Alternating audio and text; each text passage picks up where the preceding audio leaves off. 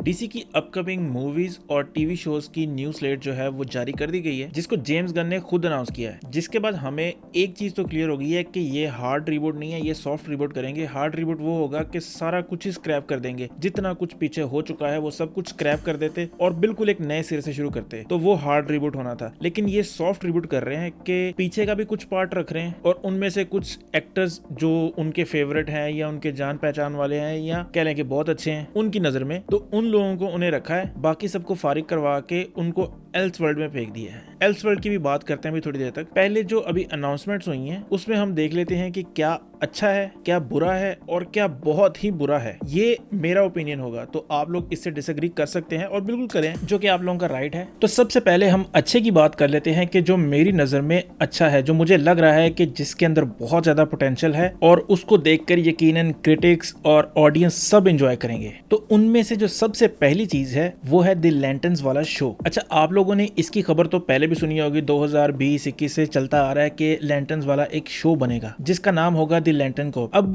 वो शो और ये शो दो डिफरेंट शो हैं। वो वाला शो बिल्कुल स्क्रैप कर दिया उन्होंने, उसका जो आइडिया था उसको साइडलाइन कर दिया है और उस शो को जो बनाने वाला बंदा था, जिसका आइडिया था वो वही बंदा था जिसने एरोवर्स बनाया, यानी कि फ्लैश वाला जो शो है, द लेजेंड्स ऑफ टुमारो वाला जो शो है, वो सारे उसी के अंडर थे। तो वो चाह रहा था कि एक ग्रीन लैंटर्न वाला शो भी बने। तो पहले सुनने में ये आया था कि वो एरोवर्स के साथ कनेक्टेड होगा, फिर बाद में ये पता चला कि वो HBO मैक्स के लिए बन रहा है और उस शो में जो प्रोमिनेंट ग्रीन लैंटर्न्स होने थे उनमें साइमन बैस, जेसिका क्रूज, एलन स्कॉट और गाय गार्डनर वगैरह थे। लेकिन उस आइडिया को अब बिल्कुल साइडलाइन करके एक नया लैंटर्न्स वाला शो बनाया जा रहा है, जिसको उन्होंने कहा है कि ये ट्रू डिटेक्टिव की तरह का होगा। अब अगर किसी ने ट्रू डिटेक्टिव देखा है, चाहे एक दो एपिसोड ही देखे हैं, तो वो जानता है कि वो कितना अच्छा शो है। वो basically murder mystery type story है। तो अगर ये उसके कुछ लेवल को भी पहुंच गया ना, तो बहुत जबरदस्त हो सकता है वो शो। तो जैसे मैंने उस शो के बताया कि उस शो में जो प्रोमिनेंट ग्रीन लैंटर्न्स होने थे वो एलन स्कॉट वगैरह थे, लेकिन इसमें जो मेन ग्रीन लैंटर्न होंगे वो हैल जॉर्डन और जॉन स्टुअर्ट होंगे, जो कि बहुत फेमस ग्रीन लैंटर्न है और लोगों के पसंदीदा ग्रीन लैंटर्न भी हैं, क्योंकि इन लोगों को हमने जस्टिस लीग एनिमेटेड सीरीज में भी देखा है और बहुत सी जो डीसी की एनिमेटेड मूवीज आती हैं उनमें भी इनको यूज किया गया है। तो ये कह सकते हैं कि ये एक फैन फेवरेट ग्रीन लैंटर्न्स हैं, जिनको चूज करके उन्होंने थोड़ी सी अकलमंदी का मुजाहरा किया है। हाँ, ये ना हो कि जब शो रिलीज होने वाला हो तो हमें पता चले कि जॉन स्टुअर्ट तो ब्लैक है ही, जो हैल जॉर्डन है वो कोई चाइनीज बंदा इन्होंने कास्ट करके कहा है कि ये हैल जॉर्डन है, क्योंकि आजकल हॉलीवुड में कुछ पता नहीं है क्या चल रहा है। तो ये भी पॉसिबिलिटी है कि ऐसा भी कुछ हो सकता है। खैर, मुझे इस शो से सबसे ज्यादा उम्मीद है कि इस पूरी स्लेट जो उन्होंने अनाउंस की है उसमें सबसे ज्यादा पोटेंशियल इस शो में है और उनका ये भी कहना है कि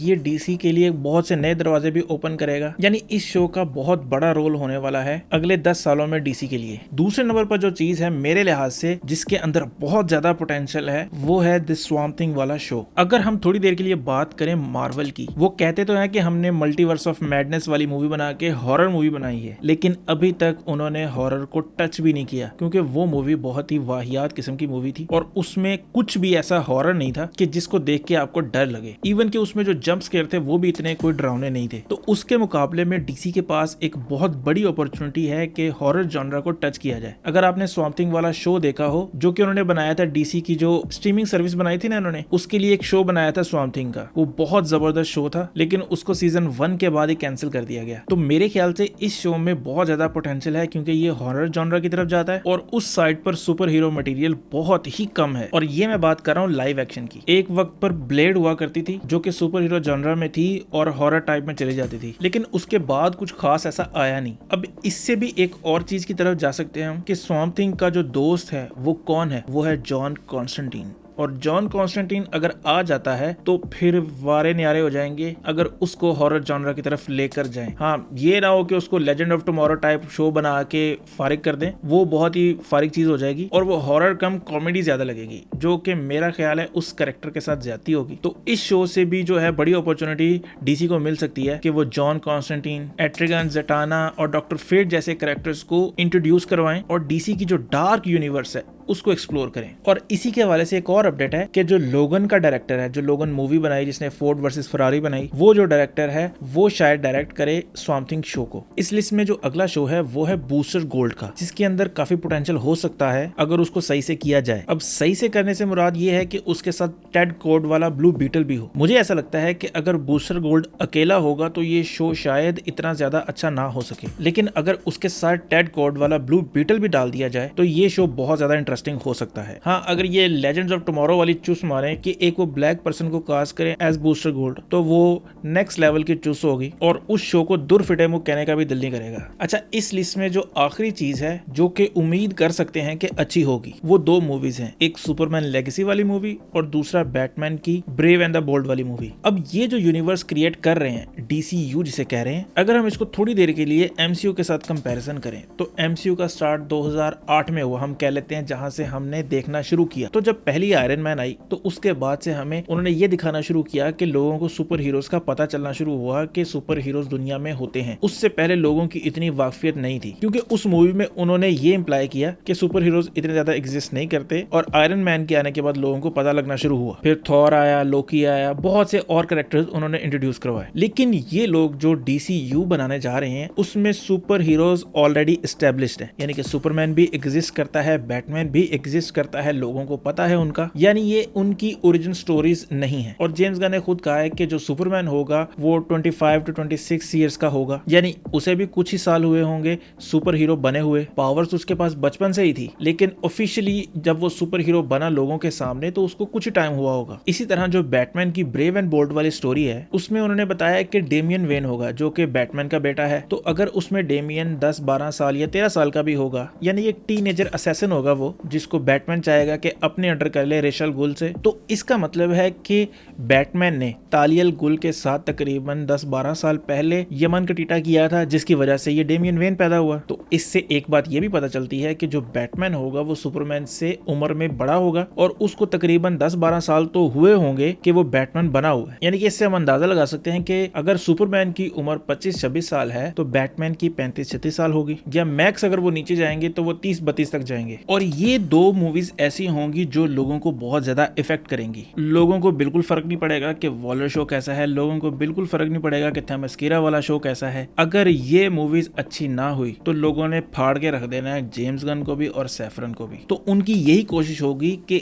इन दोनों बॉल्स पे छक्का मारे किसी तरह, ताकि लोग सारा कुछ भूल जाएं जो पहले उन्होंने किया था। जैसे कि उन्होंने हेनरी कैविल को साइडलाइन कर दिया ये अनाउंस करने के बाद कि हेनरी कैविल अब ऑफिशियल सुपरमैन होगा। अब ऐसा तो नहीं है कि उन्होंने कुछ स्टेटमेंट्स दे के कहा कि ये ऑफिशियल सुपरमैन होगा। ब्लैक एडम मूवी में डालने का मकसद ये था कि लोगों को पता चले कि आगे यही फ्यूचर में होगा। अच्छा, आखिरी जो चीज है जो मेरी नजर में बहुत ही ज्यादा जबरदस्त है वो ये कि ये यूनिफॉर्म एक्टर्स ला रहे हैं। यूनिफॉर्म एक्टर से मुराद मेरा ये है कि वही एक्टर एनिमेटेड में भी प्ले करेगा, वही एक्टर गेम में भी प्ले करेगा कैरेक्टर को, और लाइव एक्शन में भी वही होगा। ये एक बहुत बड़ी चीज है। अगर वो इस चीज को कर लेना तो मैं कहता हूँ बहुत जबरदस्त हो जाएगा। लेकिन इसमें सबसे बड़ा मसला ये है कि एक एक्टर को इतने लंबे टाइम के लिए अब कॉन्ट्रैक्ट में रख सकते हैं, जाहिर है रख तो सकते हैं, लेकिन सब एक्टर प्रेफर नहीं करते कि अगर वो लाइव एक्शन में काम कर रहे हैं तो एनिमेटेड में भी जाके काम करें, या इवन के गेम्स के लिए भी वॉइस ओवर दें। कुछ लोग नहीं देते वॉइस ओवर, क्योंकि एक एक्टर को अगर आप सिर्फ लाइव एक्शन के लिए बनाकर रख लेना कि 10 साल के लिए हमारे आपकी 5 मूवीज आएंगी, 7 मूवीज आएंगी, आपकी कंफर्म है ये मूवीज, तो वो बंदा रुका रहेगा। लेकिन उसको साथ में ये भी कहना कि आपने वॉइस ओवर भी करनी है गेम्स के लिए, एनिमेटेड मूवीज के लिए वगैरह वगैरह, तो वो काम मेरे ख्याल से काफी डिफिकल्ट होगा। तो अगर ये चीज वो पुल कर लें तो मैं कहता हूँ बहुत ही ज्यादा जबरदस्त हो जाएगा। अच्छा, अब सब बातें हो गई अच्छी। अब आते हैं बुरी बातों पे कि इस अनाउंसमेंट में कौन सी ऐसी चीजें हैं जिनके अंदर इतना ज्यादा पोटेंशियल नहीं है, या फिर अगर पोटेंशियल है तो उन्हें क्यों इस लिस्ट में डाला गया है। इसमें जो पहले नंबर पर है वो है द अथॉरिटी वाली मूवी। अब ये जो मूवी है इसके कैरेक्टर्स के अंदर बहुत ज्यादा पोटेंशियल है। ये मूवी अच्छी हो भी सकती है और मुझे उम्मीद है होगी भी, लेकिन इस चीज के साथ मुझे जो सबसे बड़ा गिला है वो ये है कि इसको मेन DCU की टाइमलाइन का हिस्सा नहीं होना चाहिए, इसको एल्स वर्ल्ड की स्टोरी में होना चाहिए, क्योंकि वहां पर ये ज्यादा इंपैक्टफुल होते। जिस तरह दी बॉयज टीवी शोज है, ये उसी तरह की एक टीम है जो कि अपना काम करने के लिए किसी भी हद तक जाने को तैयार है। और इसके मेन कैरेक्टर में अपोलो और मिड मिडनाइटर हैं। ये बेसिकली सुपरमैन और बैटमैन की कॉपीज हैं किस्म की। जिस तरह हमने द बॉयज में होमलैंडर को देखा है, इसी तरह अपोलो है, लेकिन एग्जैक्टली उस तरह का नहीं है, लेकिन आप समझ सकते हैं कि उनका लीडर है उस तरह का है वो। और ऊपर से ये दोनों गेज हैं, यानी कि अपोलो और मिडनाइटर। तो कॉमिक्स में इन दोनों की आपस में शादी भी होती है और ये बच्चा भी अडॉप्ट करते हैं। तो मुझे पूरी उम्मीद है कि ये वाली चुसें भी उस मूवी में होंगी, जिसकी वजह से इसका सारा जो पोटेंशियल है वो लूज हो जाएगा। और इसको एल्स वर्ल्ड की अगर स्टोरी में होता तो लोगों को इतना फर्क नहीं पड़ना था मेरे ख्याल से। अब चूंकि ये मेन डीसीयू की टाइमलाइन का हिस्सा बनेंगे, तो इन चीजों की वजह से इन्हें बहुत ज्यादा बैकलैश मिलेगा, जिससे मूवी पर भी बहुत बुरा इफेक्ट पड़ेगा। जिस तरह फेज 4 गया ना मार्वल का, मुझे ऐसा लग रहा है कि इस मूवी का भी वैसा ही सीन होने वाला है। अच्छा, अगली जो चीज है वो है क्रीचर कमांडोज वाला शो। अब वो एनिमेटेड है, तो ना मैं उसको बुरा कह सकता हूँ ना मैं बहुत अच्छा कह सकता हूँ। क्यों? क्योंकि डीसी की जो एनिमेटेड यूनिवर्स है या डीसी के जो एनिमेटेड शोज मूवीज सब कुछ है वो अच्छा होता है, तो इसको मैं बुरे में नहीं डाल रहा, इसको मैं समझ लेके न्यूट्रल कह रहा हूँ। क्योंकि डीसी की एनिमेटेड यूनिवर्स में मुझे थोड़ा सा भरोसा है कि वो अच्छा ही करेंगे। लेकिन फिर मैं सोचता हूँ कि एनिमेटेड में काफी क्रिएटिव फ्रीडम होती है बंदे के पास, तो ये बनाते बनाते कुछ और ही चूसना मार दे। तो इसलिए मैं इसको न्यूट्रली समझे आपके, इससे ना मुझे बहुत ज्यादा उम्मीद है ना ही मैं इसे बुरा समझता हूँ। तो ये बीच की बिल्ली है किस्म की। अच्छा, फाइनली उन चीजों की तरफ आते हैं जिनसे मुझे बिल्कुल भी उम्मीद नहीं है। हाँ, अगर फ्यूचर में जाके हमें ये पता चलता है कि उसके अंदर कोई बहुत ज्यादा बड़ी डेवलपमेंट हो रही है या कहानी कोई बहुत ही ज्यादा जबरदस्त है, तो शायद ये ओपिनियन चेंज हो जाए। लेकिन फिलहाल के लिए मुझे इन चीजों से उम्मीद बिल्कुल भी नहीं है, जिनमें सबसे पहले नंबर पर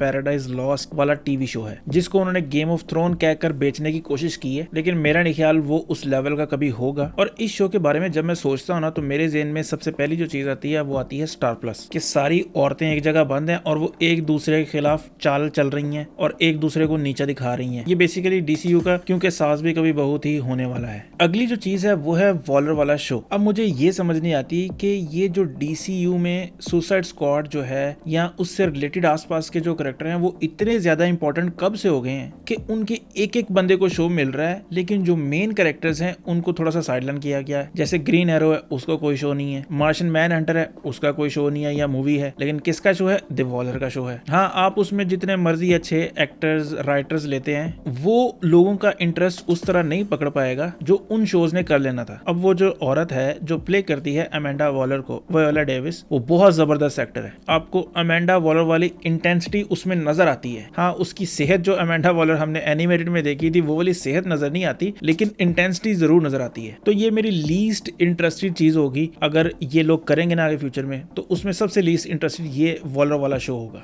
अब सबसे जो आखिरी नंबर पर है वो है सुपर गर्ल वाली मूवी। अब इसको सबसे बुरे में क्यों रखा है, इसकी एक वजह है, वो है टॉम किंग। अब आप सोचेंगे कि टॉम किंग कौन है? Tom king basically comic book writer है जिसको 10 में से 9 डॉक्टर लाजमी गालियां देते हैं। अब उसकी वजह क्या है? उसकी वजह यह है कि इसने जो बैटमैन की कॉमिक्स थी उसको बहुत बुरी तरह बर्बाद किया, जिसकी वजह से लोग इस पर बहुत ज्यादा गुस्सा है। फॉर एग्जाम्पल, इसने जो बैटमैन की कॉमिक्स लिखी उसमें इसका जो मोस्ट इंपॉर्टेंट पार्ट होता था वो बैटमैन और सेलिना का रिलेशनशिप होता था। जो मर्जी कर लो, इसने किसी ना किसी तरीके से बैटमैन और कैटवुमन का रिलेशनशिप उस कॉमिक में घुसा लाजमी देना होता था, तो इसलिए इसे गालियां पड़ती हैं। और यही एक वजह है कि ये मेरे लिए लीस्ट इंटरेस्टिंग चीज होगी इस पूरी स्लेट में। अच्छा, लास्ट में बात कर लेते हैं एल्सवर्ल्ड स्टोरीज की, जिसमें 2 चीजें तो कंफर्म है। एक है दी बैटमैन का पार्ट 2 और जोकर का पार्ट 2। अब बाकी इसमें क्या क्या होगा वो तो अभी कंफर्म नहीं है, लेकिन एक चीज जो मैं चाहता था कि वो मेन डीसीयू का हिस्सा हो, तो ना ही वो मेन डीसीयू का हिस्सा अनाउंस किया गया है, ना ही वो एल्सवर्ल्ड में डाला गया है। वो है दी ब्लू बीटल वाली मूवी। वो कैरेक्टर काफी जबरदस्त है और मैं काफी एक्साइटेड भी हूँ उस कैरेक्टर के लिए। तो मेरे ख्याल से अगर वो उसे मेन डीसीयू में नहीं ला रहे, तो एटलीस्ट एल्सवर्ल्ड में अनाउंस करके कुछ ना कुछ तो उसका करना चाहिए। ऐसा ना हो कि वो रीबूट के अंदर ही कहीं पीछे निकल जाए। खैर, ये था मेरा कॉम्प्रिहेंसिव एनालिसिस इस डीसीयू की जो स्लेट अनाउंस हुई है 2023 वाली। बाकी बहुत सी चीजें मुझे उम्मीद है कि मैं मिस कर गया हूँगा, जो आप लोगों ने अगर पकड़ ली हैं या आप लोगों के पास कोई बात है तो वो आप लोग कमेंट करके जरूर बताएं। और अगर आपको ये वीडियो पसंद आई है तो वीडियो को लाइक करें, कमेंट करें और सब्सक्राइब जरूर करें। बाकी खुश रहें, खुश रखें, अल्लाह हाफिज रखें।